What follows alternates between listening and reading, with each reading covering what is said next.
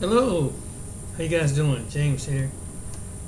Here I'm going to do some ancient videos on unknown Black history, and I saw a couple channels that I'm going to piece together, and it's going to tie to what's been happening lately. With Have you heard about this movie Cleopatra? And everybody's making a big deal about the casting of this Cleopatra. I think Will Smith's wife put it in, but I'm going to respond to that later. But since there's a lot of things about Black history that most people don't even know, and so I was really, I was checking out these videos, and I said, well, this would probably be a good combination to put together videos that most people never. This is historical, going way back. One of the movies, one of the movies, one of the videos is called "Why Africans Historically is a Threat." This has come from Black Cultural Library, and this will tell you about. Well, let's just take it to it.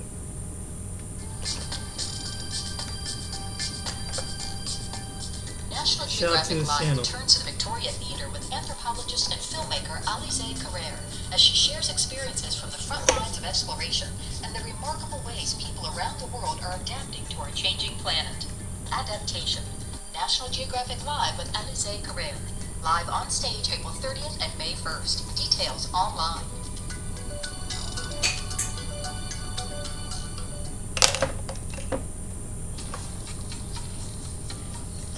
Would you look at that? Los Angeles. Why do we see a pattern of discrimination, suppression, and prejudice against Black Africans? And even that pattern lingers to this day. What's the made-up hostility the white European and Arabs felt toward Black Africans? Historically speaking, it was due to the superiority the Black Africans have had since the start of civilization. Black Africans were the richest of the rich, living in gold cities and making the world jealous. That's where non-Black people, with an inferiority complex, decided to portray Black Africans as inferior. But how? Well, it was done by using their dark complexion, plump lips, and woolly hair. Yes, they felt a threat so striking that they declared Black Africans a backward, inferior race. All their struggle was to show how uncivilized Black Africans were so they could teach them how civilized people like them live. That's where the wicked journey against Black Africans started. Today, even if everyone stays silent, history speaks too loud to be avoided. But the real focus should be this question: why do non-Blacks see Black Africans as a threat? And why does this same feeling prevail even today? Welcome to a new episode of Black Culture Diary, a channel where we talk about the people that are evidently ancestors of and superior to everyone, the Black. We scrutinize history here to bring the Black culture back on the surface again. In this episode, we will debunk why Black Africans were historically viewed as a threat. Let's get started.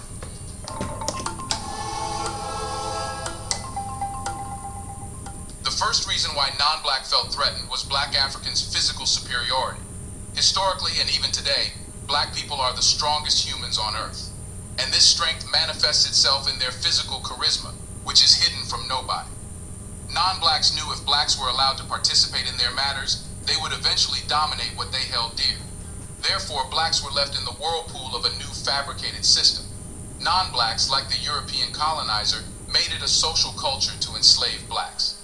Since they couldn't compete with Blacks in terms of strength, doing physical work was deemed inferior. Instead, someone who could do sophisticated jobs was considered civilized, and these civilized were then seen fit to be kings and rulers. Simply, Blacks were pulled out of the power equation. You see, non-Black changed the system which graded people. Physical superiority was deemed inferior as compared to being delicate and fragile, which was considered superior. Since European colonizers were weak and delicate themselves, they propagated this as a sign of delicacy. In the writing of Greek philosophers like Aristotle, it could be seen that he considered slaves as people born to be subjected. And don't forget, most enslaved people were black in those days. Aristotle said that these slaves should work for their Greek masters so the masters could have leisure. Without any hesitation, black people were considered lesser. Even different and brutal punishments were made for black slaves because it was considered that enslaved people were less sensitive to pain. This takes us to the second reason for the threat, which is genetic annihilation. You see, since black were enslaved, they were ripped off all of their basic rights. However, the brutal masters still felt threatened for obvious reasons of black supremacy. Black people were undoubtedly stronger, more charismatic, and bolder than the non-black masters. Hence, the threat of getting genetic annihilation existed. In other words, white Europeans and non-blacks knew that if they married black, their genes would become submissive and eventually extinct. Biologically, those genes with more chances of survival dominate during fusion and manifestation. Mating results in the fusion of genes that came from the male and female, and the child and its appearance is the manifestation of the dominant genes. In this case, no matter who married a black man, either a white or Arab woman, the genes of that black man would dominate. In other words, it will be the annihilation of non-blacks' genes. Honestly, this was a massive threat, which cannot be emphasized enough. That's why black slaves were prohibited from marrying any non-black people. They knew the natural law of the survival of the fittest, which makes blacks superior to all. The non-blacks were so terrified of blacks that they followed the black blood drop strategy. Anyone with even one drop of black blood was considered inferior, taken away from normal people and put in the same class as other black people. But evidence exists that this wasn't the case in Latin America, where the Spanish and Portuguese empires existed. Spanish and Portuguese people would marry their slaves and have children, which could enjoy all the rights. Even Arabs would marry their black slaves and have children, which would introduce themselves as Arabs, following Arab culture and customs. Before we continue further, tell us, are you loving the video? If yes, please like and share the video and subscribe to our channel to watch more videos on black culture, history, civilization, and their natural superiority. Let's continue now. The third reason for the threat was black being the first ever human civilization. History and fossil records make it clear that the first humans emerged in Africa. No disparity exists on the point that it was Africa where the first humans started living. With time, they developed cognitive skills until reaching the point of building the first human civilization. It's just an unbelievable and rather unorthodox concept that black Africans existed and prospered when no other race was even born. Centuries of time encouraged some black Africans to migrate and come to Asia and Europe. Today, the people living in Asia, Europe, and all other parts of the world are actually predecessors of black Africans. And that's where non-black feel resented. They don't want to accept that they are predecessors of the same race they have been calling inferior for centuries. But honestly, it doesn't matter whether they accept it or not. Getting a DNA test would clear this all up. Already this has been manifested. Genetic testing has shown that European people have 4% to 20% of their genes, similar to Northwest African ancestral groups. No matter which human you pick, they would have traces of African genes in them, manifesting that blacks are the actual ancestors of everyone. But non-blacks don't want that to happen. If it does, it will make Europeans similar to the black Africans of today, breaking their illusion. Not only that, but this proves that Africa is actually the center of the world, not Europe or West, and that they hold all the power. Within a blink of an eye, black Africans will be added to the power equation, threatening non-blacks. The fourth striking reason for feeling a threat is due to Africa being the most resourceful continent on the planet. Natural resources like oil, gas, gold, silver, diamond, and other precious metals are overflowing in Africa. Mountains exist with gold under a few layers, which Africans often get their hands on, and non-blacks can't digest that. How can they fathom Africans having all the wealth? They cannot forget the phenomenal records of Africa's wealth in Arabic writing. In the writings of Arabs like Al-Fazari, it becomes evident how wealthy and prosperous Africa was centuries ago when the rest of the world didn't know what wealth was. Al-Fazari called Ghana the city of gold, and the king of Ghana the wealthiest sovereign alive. Knowing this, non-black cannot allow Africans of today to have all the resources. Hence, using the same stereotyping, Africans are shown as people with less cognitive power to decide about themselves. That's why European colonizers like France, Spain, Italy, and Britain colonized Africa and exploited its natural resources. Even today, France holds 50% of the African nation's gold in its vaults. Italy's Prime Minister Giorgia Meloni revealed this in an interview. She said that in return for gold, France prints money for African nations, which are just pieces of paper worth nothing. Did you know these threats make non-blacks like white Europe and Asians hostile to black Africans? Do you feel that even after centuries, nothing has changed, and non-blacks still subconsciously feel threatened? Tell us in the comments section right below. Haven't you ever wondered why you see one black person in every team, committee, talk show, and film?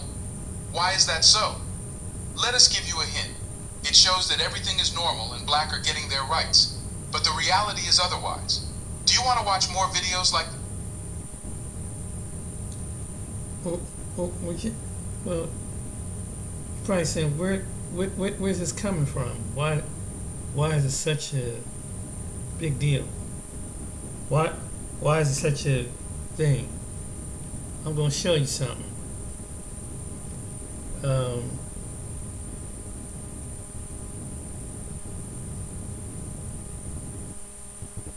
It came from this.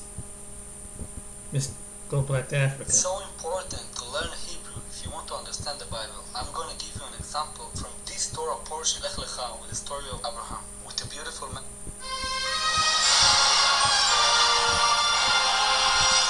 This is the reason why I made this video. Watch what he says.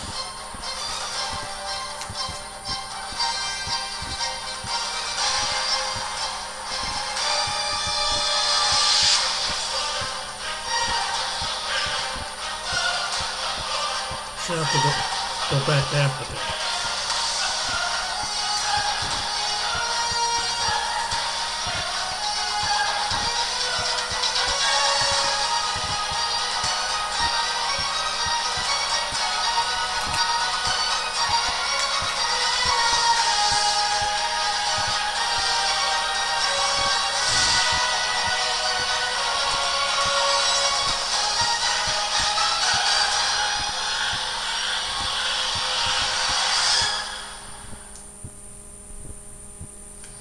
What's up, family? This is your man, not your boy. Go black to Africa. Cleopatra, that stirred up a lot of pushback from white Americans, even some black Americans, the Egyptians, and other countries who felt offended that a black woman could play a part of a woman who was supposedly white. Well, let's go down memory lane, because there are many movies that white people played the parts of blacks, Asians, natives, who were definitely dark-skinned and black, who played, whether it's Latino, Hispanic, whether it was other nationalities that's around the globe, that nobody seemed to have said anything.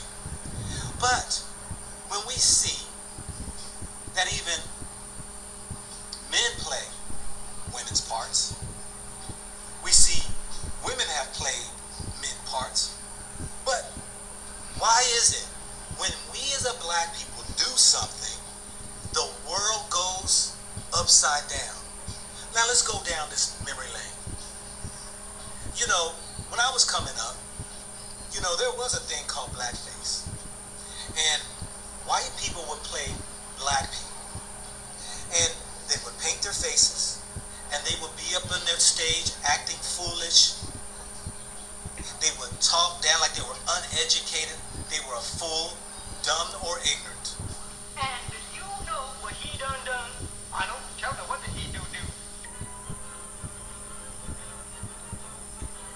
Watch my next video that I have, just to show y'all an example how deplorable these people portrayed us as.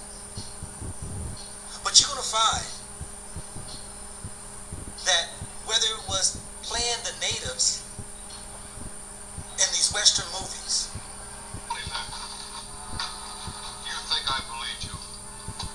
as soft-hearted nor as weak as you. Think I've forgotten the way your father treated me? You deserve worse than you got. I ought to kid you. Made them light-skinned when we know natives definitely were what we would call a light-skinned black to a dark-skinned, darker than me black in the tribes that were in damn Erica. Put the D in front of America, capitalize the E. Damn Erica. But the most interesting thing that you see is whether playing these natives, they even had white people playing these parts in order to send messages like this is who they portrayed or was, these close to white looking people. You had sitcoms, Gilligan's Island, where they're stranded on the island in the middle of the ocean. And the tribes that they came encounter with were these light-skinned people.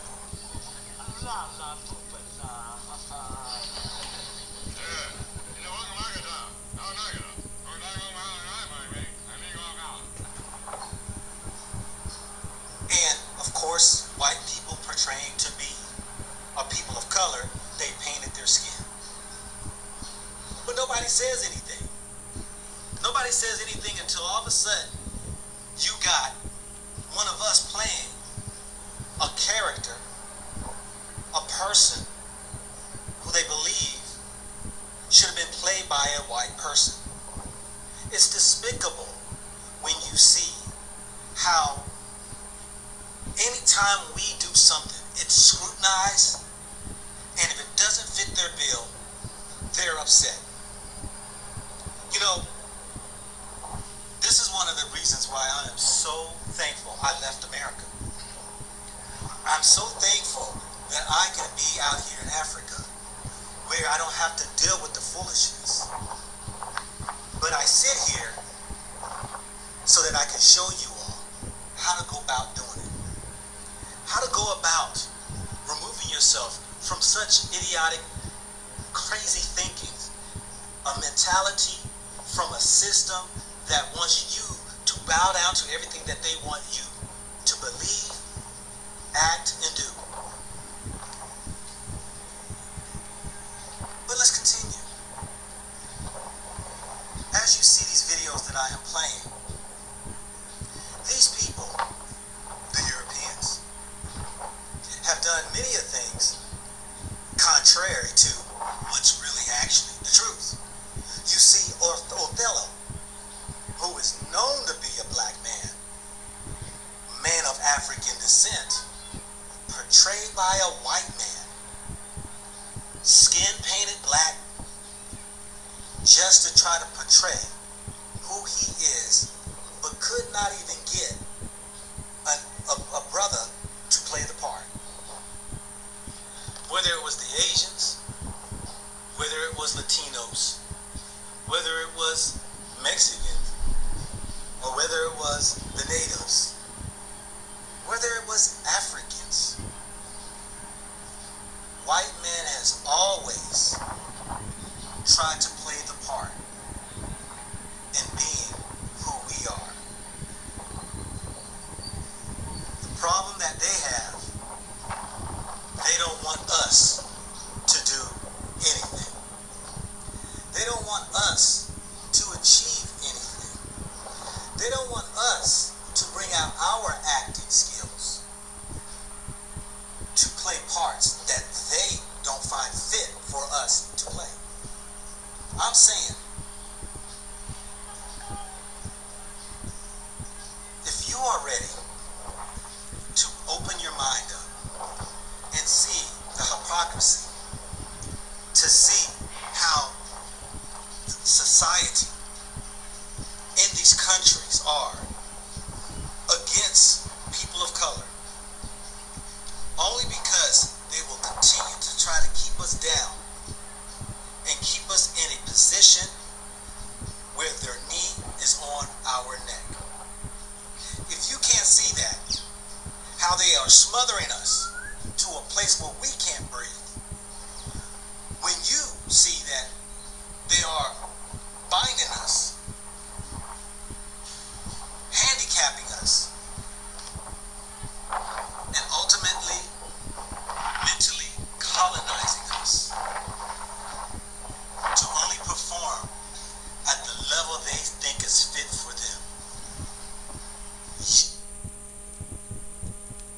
Absolutely right. Now I'm going to show you. Now I'm going to take you to go back to this video, another video, where who was the ancient Egyptians? And you have Egyptians, Arab Egyptians currently getting mad because of a movie.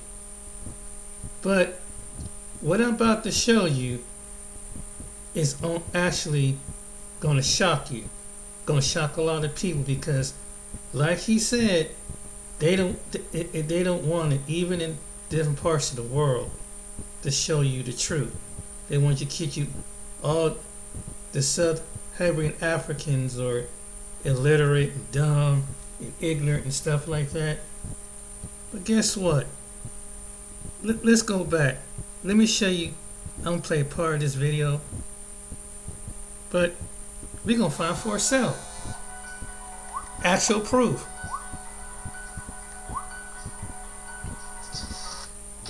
Black with it. The natives of the country are black. He didn't say dark skinned. He didn't say dark complexion. He said black. Even if dark complexion means black. And this is not the only translation that uses black in this passage. Several translations use the term black because the ancient Greek term used in this passage was a strong term to denote black. We know that many ancient Greek scholars have been to ancient Egypt and left written records about their travels in the great ancient civilization. But what most people don't know is what the ancient scholars actually said about the ancient population of Egypt. In fact, many ignore that several prominent and reliable ancient Greek and Roman scholars have left in their accounts physical descriptions of the ancient Egyptians. Your lack of awareness of these accounts is only normal since they are simply not discussed by modern mainstream Egyptologists and documentaries on ancient Egyptian history. They are actually completely ignored. Another reason is the fact that these accounts are not easily found, and if one has heard them mentioned at all, one has to go through hours of research and reading of those old books in order to find them, which is in all honesty not everyone's cup of tea. Well, fear not, my friend. I got you. After countless hours of researching the books and reading through them, I have managed to find the passages where the ancient Greek scholars, such as Herodotus and Aristotle, as well as Roman scholars such as Lucian of Samosata and Ammianus Marcellinus, actually give us a physical description of the ancient Egyptians. What they say is quite edifying. Stick around if you want to see them. All the materials that will be used in this video are linked in the description below. I urge you to please go look them up and read them for yourself. Right, let's stop wasting more time and jump into this video. Well, what do the Egyptologists say about these accounts? Well, not much actually. I mean, I read through a whole report of a symposium discussing the race of the ancient Egyptians, and when these accounts were brought up, the modern scholars simply ignored them. Really, I'm not kidding, they ignored them. Something this relevant was ignored. That's just funny. Right, aside from the symposium, most modern scholars only discuss what Herodotus said about the Colchins, as if that was the only passage in his book where he mentioned the race of the ancient Egyptians. We shall see very soon that that was not the case. Another common practice of the modern mainstream Egyptologists is simply to discredit the very same great philosophers and scholars that the Hellenists and European historians revere so much. It's a shame, really. It's a shame that these people would be out here trying to make people believe that the ancient scholars didn't have a good sense of observation, or that all of them had some vision problem or something. Come on, get serious. These are the same guys that are hailed as father of this and that field, and yet one would doubt their ability to give a simple, accurate physical description of something they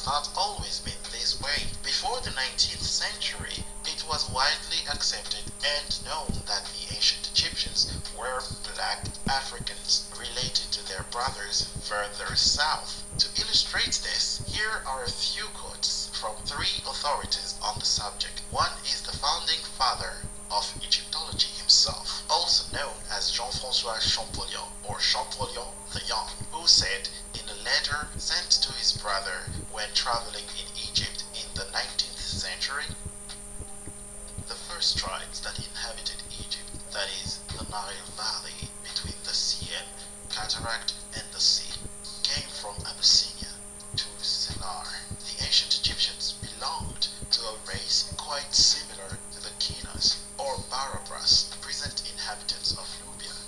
In the Copts of Egypt, we do not find any of the characteristic features of the ancient Egyptian population.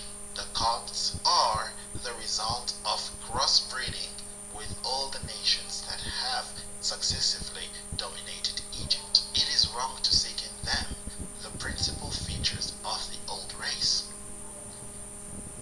He goes on to say, this manner of viewing the tableau is all the more accurate because on the other tombs the same generic names reappear, always in the same order. We find there Egyptians and Africans represented in the same way, which could not be otherwise but the Nama or the Asians and the Tam or the Europeans present significant and curious variants.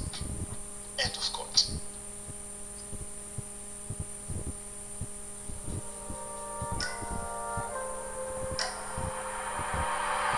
Significant and curious variants. End of quote. So we can see here that the father of Egyptology himself could not come to another conclusion but to admit that the ancient Egyptians were black Africans. They belonged to the race of the Barabras and the Kanus, which are Nubians, and Nubians are black. The darkest people on the planet, remember, is Nubians. And again, he talks about the Copts being a mix of the ancient Egyptians, black ancient Egyptians, and the various populations that invaded them. Those are the Hyksos, the Persians, the Greeks, the Romans, so many invaded Egypt. The last one being the Arabs. So many invasions, so much crossbreeding and all that. Again, not me who said it. Here is Jean-François Champollion, father of Egyptology, the first man to have deciphered the hieroglyphics. He came to the same conclusion that anyone would come up with when looking at the various ancient Egyptian paintings and statues representing typical African features. I'm not the only one who has said that. Many European scholars prior to the 19th century said the same thing. The other scholar is Constantin François, Comte de Volney, a French philosopher and savant, specialist of the Orient, born in 1757, who wrote in his book about the travels in Egypt and Syria. Now, the American comedian Kevin Hart was supposed to be performing in Egypt as part of a regional tour, but his show has been cancelled reportedly over comments he made about the race of ancient Egyptians. Well, Emma Oliver is here with us in the studio to talk more about that. Good to see you, Emma. And it's not the first time, is it, that Kevin Hart has been cancelled? What happened this time? So this time, apparently, although the show was supposedly cancelled due to local logistical reasons, so the production company came out just a few days ago and stated that this was the reason that the show was cancelled. But this came after Egyptians and local Arabs in Cairo took to social media criticizing Kevin Hart for promoting Afrocentrism. So what Afrocentrism is the movement seeking to promote the history of black people played throughout history, towards the creation of Western civilization. So in the past, they kind of brought up on social media that in the past, Kevin Hart allegedly stated that we must teach children the true history of black Africans when they were kings in Egypt, and questioned whether or not people remember that Africans were the kings in Egypt, although the source of this claim is not known, of the video of him stating this, but this is where the criticism began. So after that rose up on social media, local Egyptians believe that he was per se blackwashing the ancient history of Egypt and wiping away the rich Arab culture that Egypt has. So that may be the reason why it was cancelled.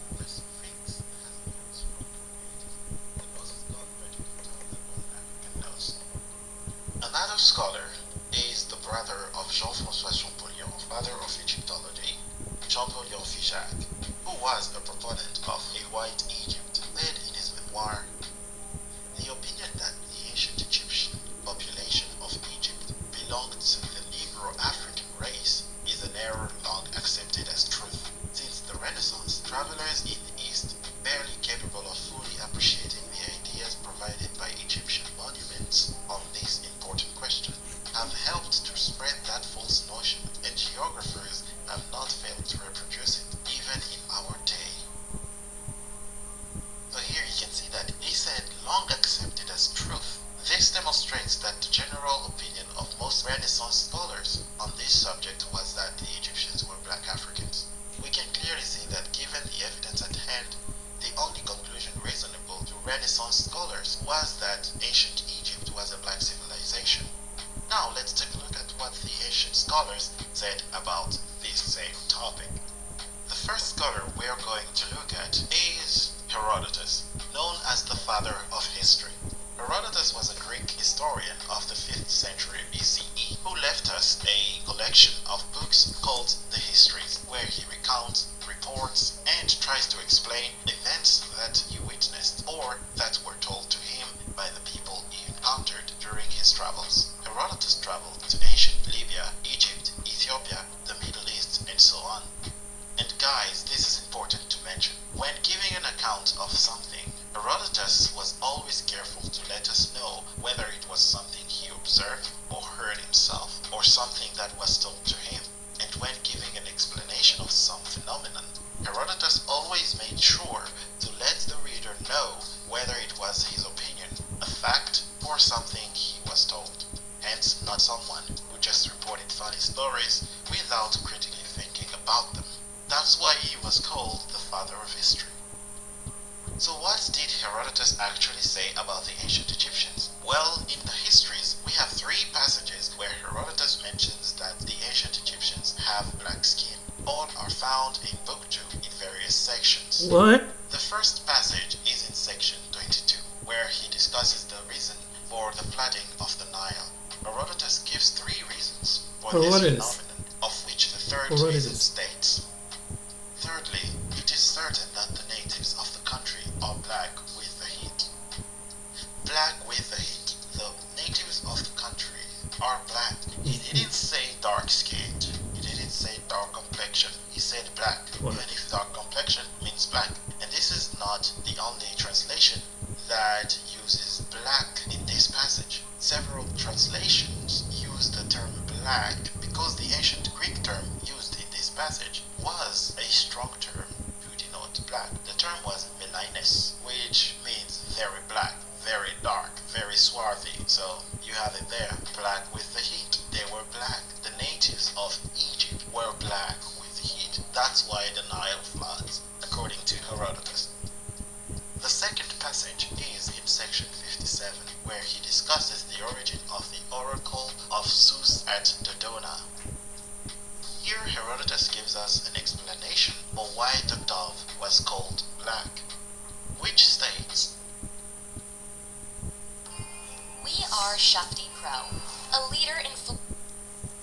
I'm going to take a commercial break right quick, but let's get back to Why it was cancelled, but again, the production Kevin team Hart. is not stating that this They're is not going for that at all. And of course, I've seen some analysts talk about how you can't take today's modern notions about race, as we know them, and apply them to ancient history and ethnicity and all the rest of it. But what has been the response from his team then? They're just saying no, nothing to do with it. So there hasn't been an actual statement from their team or Kevin Hart himself yet. Again, there's no apology. He hasn't claimed that this is true. But the local community has seemed kind of happy that this show is canceled. There was a hashtag back in December that was spiraling around social media that actually became one of the top trending hashtags in Cairo and in Egypt, stating to boycott his show. So after the cancellation, people took social media by storm and kind of were happy that it was ending up being canceled. But again, it's yet to hear from Hart or his team. Poor old Kevin Hart can't get a break in America or in Egypt, apparently. Is he going to be performing in other countries in the region on this tour? Yes, exactly. Yeah, he is. So actually, last night he performed in Abu Dhabi. This was his first time performing in Abu Dhabi since 2016. He is now flying to Bahrain, where he's performing tomorrow. Bahrain. He's heading to Riyadh in Saudi Arabia to perform there. And those countries have not gone to social media to try to cancel him or boycott his shows. So they seem quite happy to welcome Kevin Hart. Right, because I mean, globally, he is one of the world's biggest stars, isn't he? He's one of the most successful film producers and actors and comedians. Yeah. He's very popular. Yeah, he is very popular. With that fame, though, he does invest in shows and certain films. So there's actually a animated show, that series that is airing on Netflix soon. And this ties into the blackwashing that people are claiming that he's doing. So in this series, they actually do dive into the history of Egypt and, again, claim that Africans were the kings of Egypt. So. Right, taking the race debate back a few thousand years, aren't they? All right. Okay, well, good luck to him. Thanks very much indeed, everyone, for that. Okay. So they're trying to they don't want that truth out.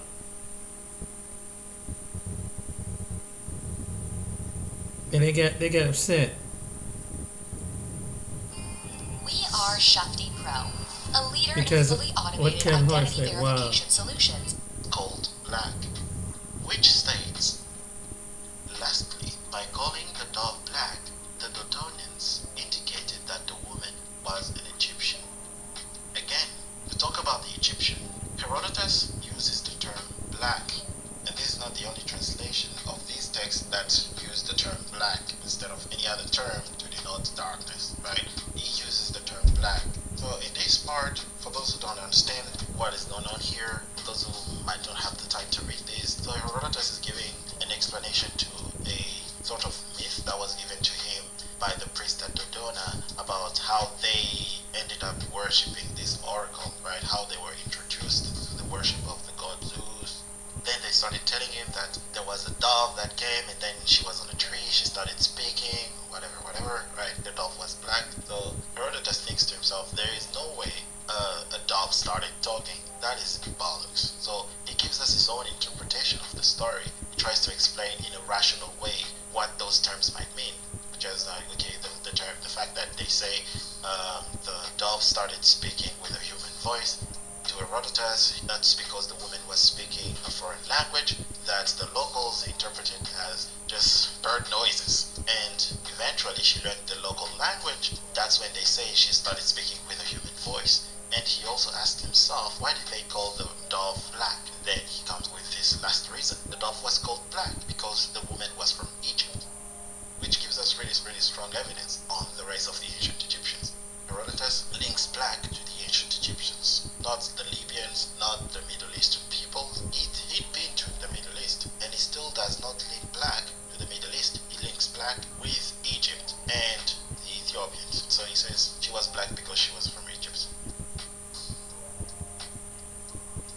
The third passage is in section 100, where he discusses the origin of the Colchians, in which he says, there can be no doubt that the Colchians are an Egyptian race. Before I heard any mention of the fact from others, I had remarked it myself. My own conjectures were founded, first on the fact that they are black-skinned and have woolly hair, which certainly accounts to but little since several other nations are so too, but further and more especially on the circumstances that the Colchians, the Egyptians, and the Ethiopians are the only nations who have practiced circumcision from the earliest times. There you have it. This is the passage that is always brought up when discussing the testimonies by ancient scholars. It is a less strong passage than the two we've previously seen. Nonetheless, it is still extra evidence. This time we have the hair texture that was given. It's woolly hair. I've heard a scholar say the term woolly is kind of ambiguous. It's crinkly hair. The texture that you find in Africa, like East Africa and Southern Africa, that texture is what is described in this passage. Notice that this translation says black-skinned, but many scholars said it's not black-skinned, it's dark-skinned. But a lot of scholars do disagree and vehemently because the term used is melachroes. Melachroes is, again, a strong term to denote a dark hue, because the term melanin is in there. That's why the Greek scholars say that it must be black, not dark-skinned. I have two translations that refer to this as black-skinned, not dark-skinned, but Africans are dark-skinned too. So whatever, they just want an ambiguity there, saying that no, it could have been anybody. It's like, nah, he was talking about the black skin of the Africans, the dark skin of the Africans, since in two previous passages he referred to the ancient Egyptians as blacks. And notice that he says here that other nations are so too, but the reason why he thinks the Caucasians are descendants of the Egyptians is because them, the Ethiopians and the Egyptians, are the only people to practice circumcision in the whole world from the earliest time. So again, another link, another strong link. So after these three passages, we can already conclude that the ancient Egyptians had black skin and crinkly or woolly hair. We could even stop here, but now we gotta continue. There is more. The second scholar is Aristotle, a Greek philosopher of the 4th century BCE, who in the Physiognomics writes, "Those who are excessively black are cowardly." This applies to the Egyptians and the Ethiopians. Science proves your best sleep is vital to your mental, emotional, and physical health. The new Sleep Number Climate 360 Smart Bed is the only... Quick note, scholars are not actually sure that Aristotle wrote these books. They just attributed it to him since he was a great scholar. Well, again, another philosopher or scholar who links excessive darkness with Egypt and Ethiopia. He could have said Libya, he could have said Syria, he could have said any other country where the so-called dark-skinned people live, but he did not, because they're not dark-skinned, they're not excessively black, they're not excessively dark. Another translation of this shies away from the term black, of which a lot of scholars do not agree with, because the term used in ancient Greek was agan, which means excessively black, very, very black. When modern scholars come and say that the North Africans are seen as excessively dark or dark complexioned by the Europeans, I just find it strange, because the term used to denote North Africa is white Africa, and the term used to denote Southern Africa is black Africa. So how do you call them white and then you say no, they're actually dark to us? It doesn't make sense. It doesn't. They're just shying away from these facts. These simple facts is that their ancestors said that the ancient Egyptians were black people. They called them that in so many of their books. Called them black people, dark-skinned people, dark complexion. We could stop here, but I got more. The third ancient scholar we have is Aeschylus, a Greek poet of the 6th century BCE, who in his play, The Suppliant Maidens, refers to ancient Egyptians as black not once, but twice. Here is the first quote describing the men of the Egyptian fleet. "The men on board are plainly seen, their black limbs showing from their white attire. The rest of the ships and all the assisting fleet stand clear in view." So you can see here, the term black was used to describe the limbs of the ancient Egyptian fleet. This is a poet referring to the Egyptians as black because they were black. I'm gonna stop it right here, but that came from well-known scholars that were ancient Greek and European. So why is the people in Egypt mad when you can't dispute the history? But anyway, this is something that I have to do another series on that one. But this is something that one guy's name is Ante Forson. This was the lost tribe in Africa. Well, let's go to the Jews first. How it all ties together during the time of the Bible.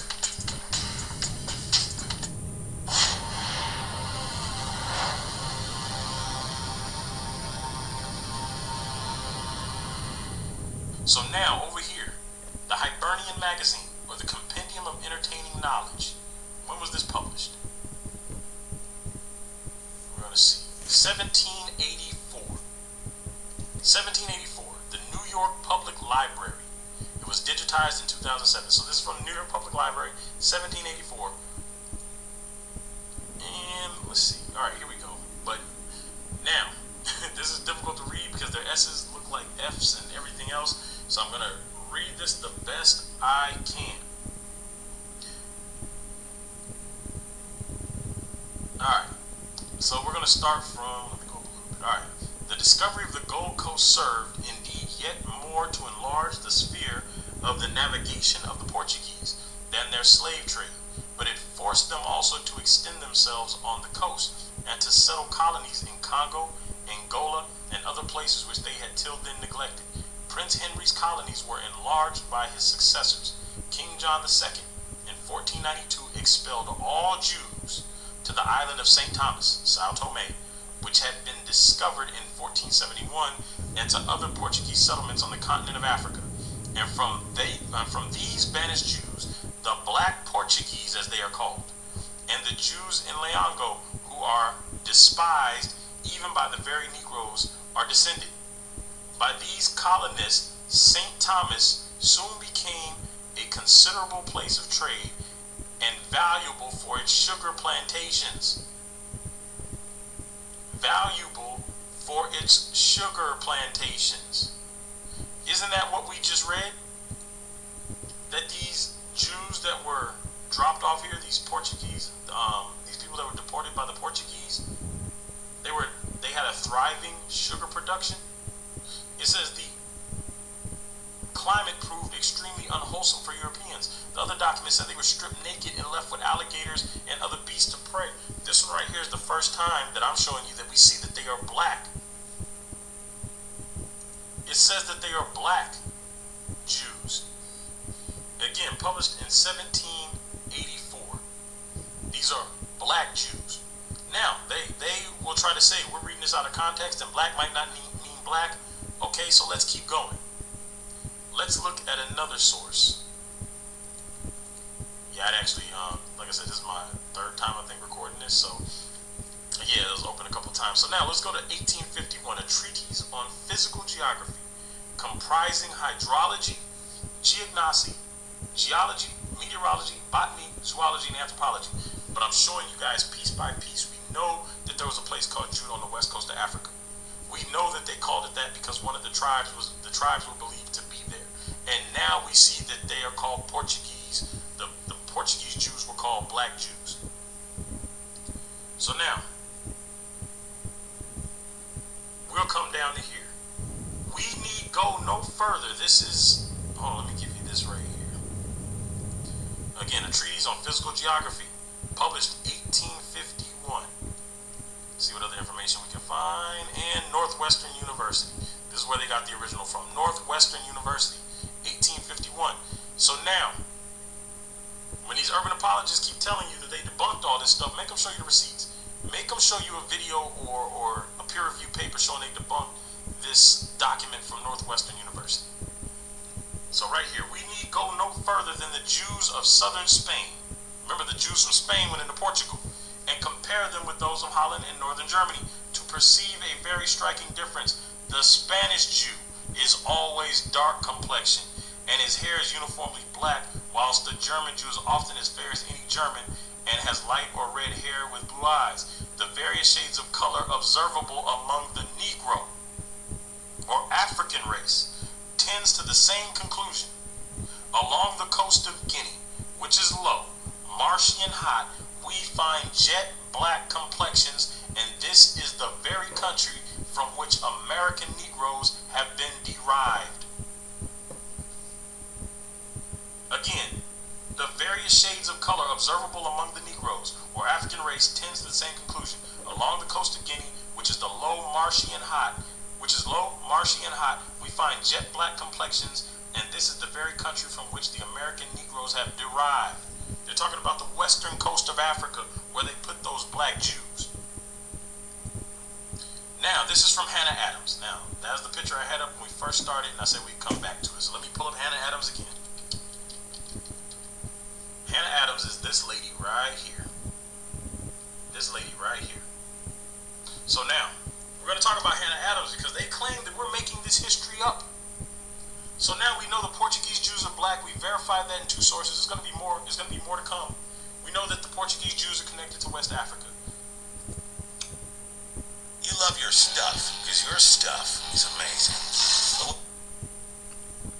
But I'm gonna interesting, ain't it? I'm trying out this other one.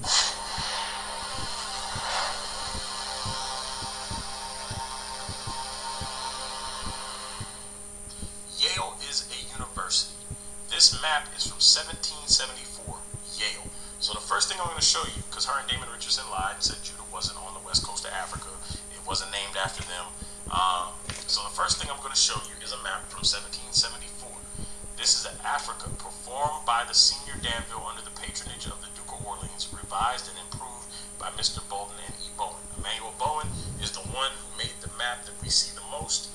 I believe it's the 1747 map. We see that the most because it's part of his famous collection in which it shows Judah on the west coast of Africa, the Kingdom of Judah. And they say that that map has been debunked. But here Emmanuel Bowen works on another map that they claim, that, remember, they will tell you that they've debunked a lot of the Israelite evidence. Yet they don't touch this map right here, 1774, another map Emmanuel Bowen worked on for the Duke of Orleans. We're going to look at this map bigger. Still, you see library.yale.edu. This map has been enlarged already because it's such a large file. It takes a few seconds to get bigger. So Negritia. Now remember, she said we misinterpret this evidence, we make this evidence up, right? Now I'm going to build a case. I'm going to slowly build this case up because I want you to see how thoroughly and how much information there is for her to sit there and lie and say this information outright does not exist. So right here, according to Idrisi, the land hereabout was peopled by Jews. According to Idrisi, the land hereabout was peopled by Jews. This is the west coast of Africa. You can see this right here. This is the area I'm looking in, right here where the yellow box is. This is the area, Lamlin, right here. Now we come down here and read this square right here. It says, all Negritia from the head of the Sanaga is very little known, but the situation of this great region as described by Ptolemy, joined with the knowledge of Idrisi the Nubian geographer and Leo the African, agrees with several new discoveries, all uniting to verify their accounts. I therefore conclude that the Niger flows from west to east and has an affinity with the Sanaga, or has no affinity with the Sanaga or any part thereof, but falls into the lakes that communicate with the river Nile. So now, he's talking about the Niger River. The Niger River is going to come up again, and that's why I read that. So now, this area right here is peopled by Jews. The Niger River is mentioned here. You see the kingdom of Dahomey, whose prince subdued the states of Ardra and Wida, W-I-D-A, pay attention to the spelling, about the year 1724. You see Ardra here, you see Wida here, on the slave coast. Ardra, Wida. Remember Wida, W-I-D-A. So now, this map, all these links will be in the description to the maps and everything else. So now, right here, this is a French website, gallica.bnf.fr. This is a French website. This is from 1890, May 1st, 1890. So we go down to here, let me make sure, alright, text. Now, I'm going to copy part of this text, right? Wida, Fida, we're going to grab this right here. Now, their whole point was, we're going to come back to this, I'm going to pull her up again. Their whole point was that Wida was not named after the tribe of Judah. So now what I'm going to do is a French to English translation, and I'm going to paste the text into here that I just copied. Now, according to Google Translate, you see me do this right here. Wida, Fida, Weda, Awida, Judah, or Ajuda is a city old, frequented since the 16th century by Portuguese slavers. This word is split up, but it's supposed to be Portuguese. Portuguese slavers who gave it its name. Its inhabitants were said to be Judoquays, and they were indeed considered to be a remnant of scattered tribes of Israel. To the north, the Alala River, whose real name is Ephra, had become Euphrates for scholars. So now, It says they were indeed considered to be a remnant of scattered tribes of Israel. So now we are establishing that this land called Wida or Wida contained people who were said to be one of the scattered tribes of Israel, right? This is in this French document right here on BNF or gallica.bnf.fr. This is from France. I'll give you guys the link. This is from Bulletin Society. I'm not going to try to pronounce all this geography. And again, this is from 1890. So now we still haven't tied it to us, though. We've just shown that, yes, there is a place in West Africa named after Judah. It is said that the Jew or tribe lived there. One of the tribes of Israel was there. So now, let's see if we can find any consistency in this. So now, the Jews of Spain and Portugal and the Inquisition.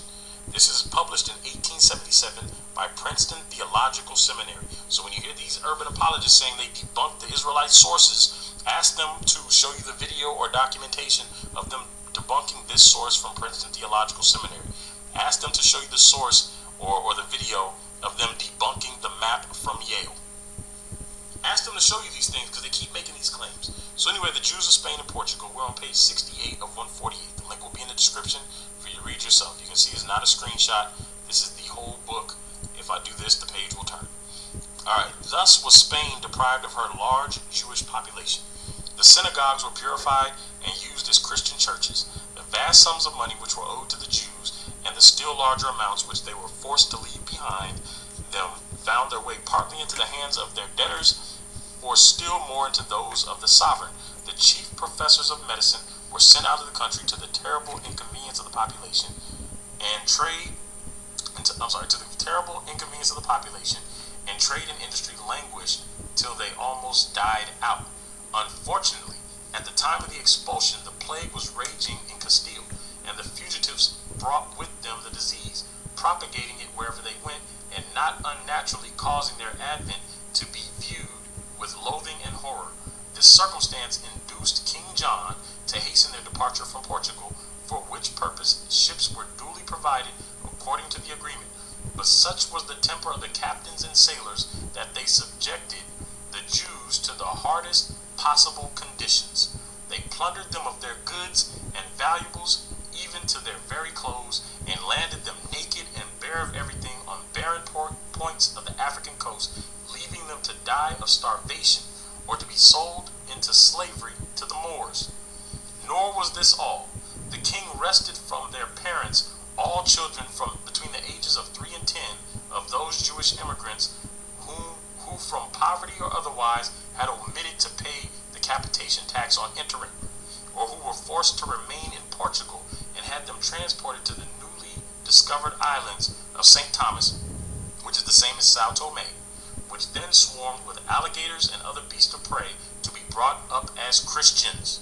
So he's telling you, the Jews were deported out of Portugal because they didn't pay the tax, and they had their children stripped away and sent to this island where there were alligators and other beasts of prey.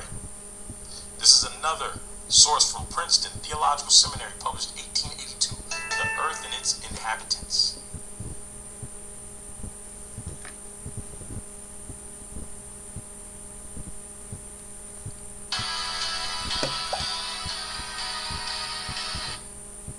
I'm going to end it right there, ladies and gentlemen.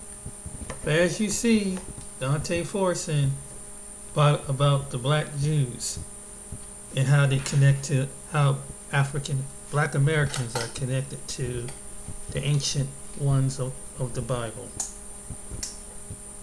So I hope this was very educational. I'll be back with another one that will be put together, but you see it. So it's no denying it now.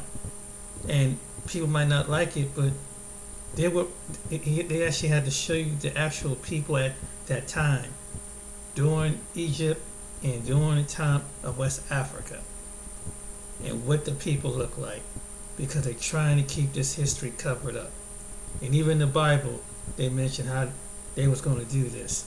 These different nations going to come together to keep the children, the ancient people who are connected to the people, never we whisked away from his life. So they replaced the people in the Bible. So that's why they show you in movies. That's why they show you in books. Try to show you and make it tell their side of the story, because they don't tell you the whole truth. And really, remember what I always say about prejudice. They see it in their mind. They see what that before they see with their eyes, they see things in their mind. The subconscious prejudice have gone from thousands of years, and they trying to withhold it to this day.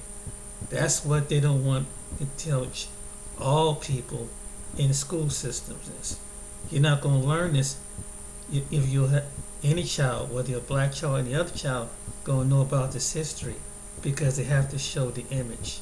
And when they show you some different parts of Africa, they show you that people are certain tribes out there that are basically farmers or hunters out there, and and this is where they think that's where all this come from.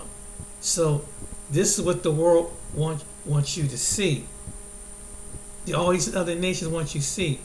So when they look at the people over in different parts of the backward, rural areas of continent, they're poor, they're poverty, and they're uneducated and things like that. But they don't tell you the whole story. And they put all the descendants, even no matter you got this color skin, this texture hair, they put you all in the same category. That's white supremacy, comes from the subconscious and internal of this time. So I hope you enjoyed this video. Share it with somebody, and I hope this make it around. But to educate, truth is coming forward, and they don't like it. Where it's coming from, because it's about when people tell the truth, they get banned. They scared. They use the reverse psychology. You see what blackwashing in terms like that.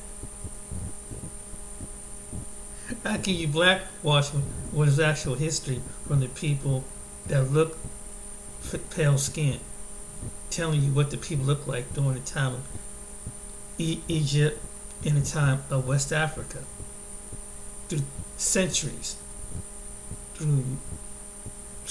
literally centuries, all the way back probably before Christ. All right then, guys. At the end of the day, it is what it is. They try and hold us back, but I hope this educates somebody, and I hope that this would uplift somebody, that your skin was not a curse being a black person. You're not educated because of the color of your skin. You put as kings and queens on the planet, princes and princess. And that's what all this whole documentary was all about.